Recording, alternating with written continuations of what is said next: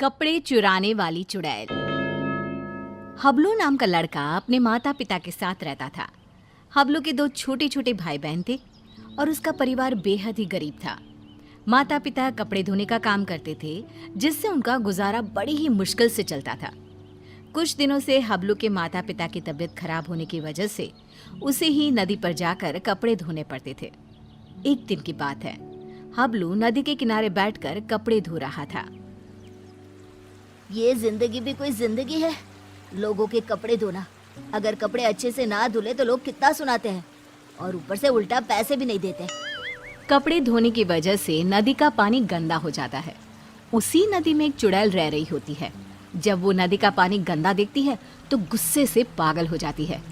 कौन है जो मेरे रहने की जगह को गंदा कर रहा है? अभी जाकर बताती हूँ उसे।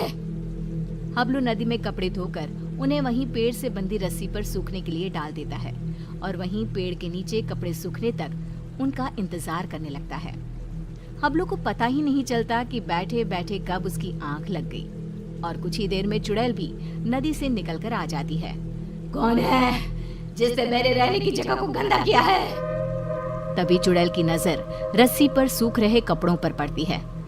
अरे वाह, ये कपड़े तो बड़े ही सुंदर सुंदर है और ये साड़ी कितनी खूबसूरत लग रही है। तभी चुड़ैल अपने पहने हुए कपड़े देखती है। मेरे कपड़े कितने गंदे हैं, हम लोगों को तो अच्छे कपड़े पहनना नसीब में ही नहीं होता। तभी चुड़ैल कपड़े देखकर सोचने लगती है, क्यों ना इनमें से एक कपड़ा चुरा कर मैं पहन लूं, कौन सा इस लड़के को पता चलेगा। चुड़ैल जल्दी से रस्सी से एक साड़ी उतारती है और नदी में ले जाकर पहन कर देखती है। ये साड़ी मुझ पर कितनी खूबसूरत लग रही है, इसमें तो मैं एकदम हूर की परी लग रही हूँ। फिर कुछ देर बाद हबलू की आंख खुलती है। उसे पता नहीं चलता कि कब शाम हो गई। अरे शाम हो गई, समय का पता ही नहीं चला। अब जल्दी से कपड़े उतार कर घर चलता हूँ, नहीं तो रात हो जाएगी। हबलू रस्सी से कपड़े उतार कर घर चला जाता है और घर जाकर कपड़ों की गिनती करके उन्हें एक गठरी में बांधने लगता है। 1 2 3 और ये 5 और ये 9, ये कैसे हो सकता है? मैंने तो 10 जोड़े कपड़े धोए थे, इनमें तो एक कम है। दोबारा गिनता हूँ, कहीं मुझसे कपड़े गिनने में भूल ना हो गई हो। हबलू एक एक करके दोबारा कपड़े गिनने लगता है, पर इस बार भी कपड़े 10 जोड़े की जगह 9 जोड़े थे। कपड़े कम होने की वजह से वो परेशान था। ये सब सोचते सोचते उसे कब नींद आ जाती है पता ही नहीं चलता। अगली सुबह हबलू फिर से कपड़े लेकर नदी पर धोने के लिए चला जाता है और जैसे ही वो कपड़े धोने लगता है, नदी का पानी कपड़े धोने की वजह से फिर से गंदा होता है।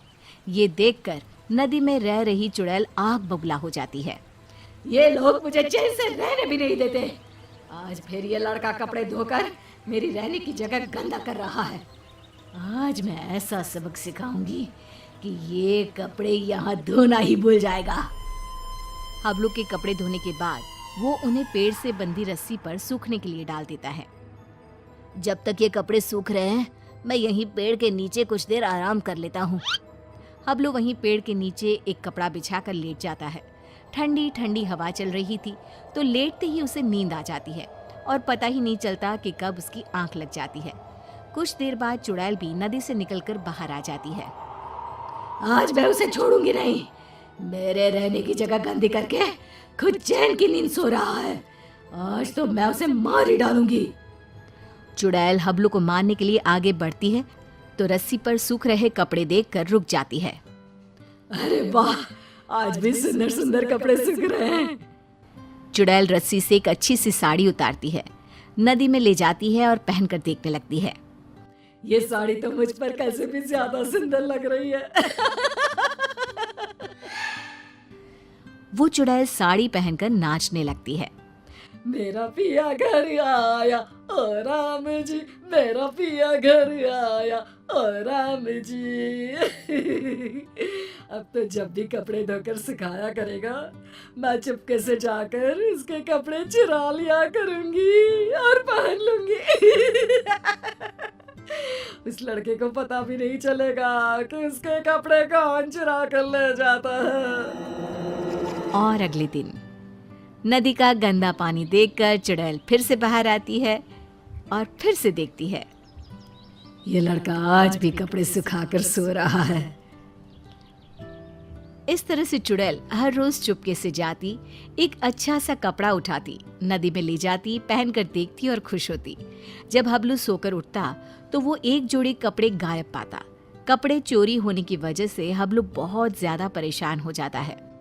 समझ में नहीं आ रहा कि मेरे कपड़े कौन चुरा कर ले जाता है। अगले दिन हमेशा की तरह वो कपड़े धोता है और उन्हें पेड़ से बंधी रस्सी पर सूखने के लिए डाल देता है और पेड़ के नीचे कपड़ा बिछाकर लेट जाता है।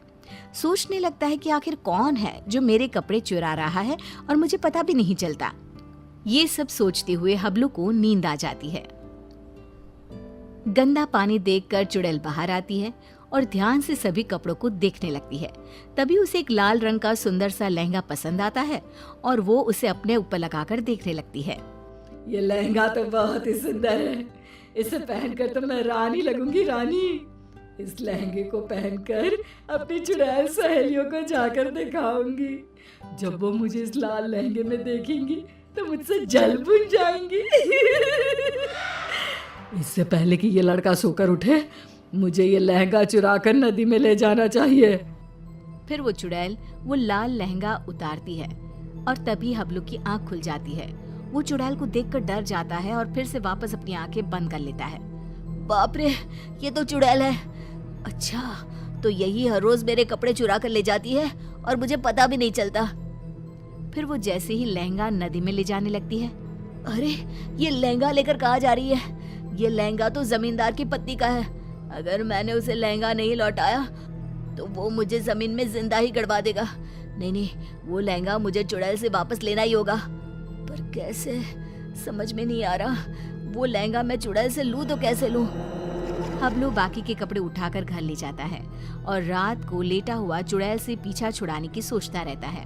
तभी उसके दिमाग में एक तरकीब आती है। हाँ, ये ठीक रहेगा। इससे चुड़ैल कपड़े भी नहीं चुराएगी और हमेशा के लिए वहां से चली भी जाएगी। फिर जैसे ही सुबह होती है, हबलू हमेशा की तरह कपड़े धोकर रस्सी पर सूखने के लिए डाल देता है और पेड़ के नीचे जाकर सोने का नाटक करने लगता है। लगता है आज फिर इस लड़के ने कपड़े धोए हैं। चुड़ैल नदी से निकलकर बाहर आती है तो देखती है कि रस्सी पर केवल आज दुपट्टे ही दुपट्टे सूख रहे हैं। ये क्या, आज सिर्फ दुपट्टा? कोई बात नहीं, आज मैं इसे ही ओढ़ लेती हूँ। जैसे ही चुड़ैल रस्सी से दुपट्टा उतार कर उड़ती है, उसके पूरे शरीर पर खुजली होने लगती है। मर गई रे, ये मुझे खुजली क्यों हो रही है? अरे कोई तो कुछ तो करो। हबलू आंखें बंद करके सब कुछ देख रहा होता है। अब आएगा मजा। बड़ा रोज कपड़े चोरी करके पहनती थी, अब पहन कर देख कपड़े। आज इस चुड़ैल को पता चलेगा कपड़े चोरी करके पहनने का नतीजा। आज के बाद ये कपड़े चोरी करना भूल जाएगी और फिर कभी जिंदगी में किसी के कपड़े नहीं चुराएगी। चुड़ैल इधर उधर भागने लगती है। खुजली, खुजली, अरे बचाओ, मेरे शरीर पर खुजली हो रही है। अरे मर गई मैं। अरे कोई तो मुझे बचाओ, मुझे नहीं पहनना ये दुपट्टा। अरे इससे तो मेरे शरीर में खुजली होने लगी है। अरे मुझे नहीं चाहिए इस लड़के के कपड़े। और चुड़ैल नदी में जाती है और सारे कपड़े लाकर वहीं डालकर भाग जाती है। और फिर वो हबलू तो क्या, किसी और को भी कभी परेशान नहीं करती।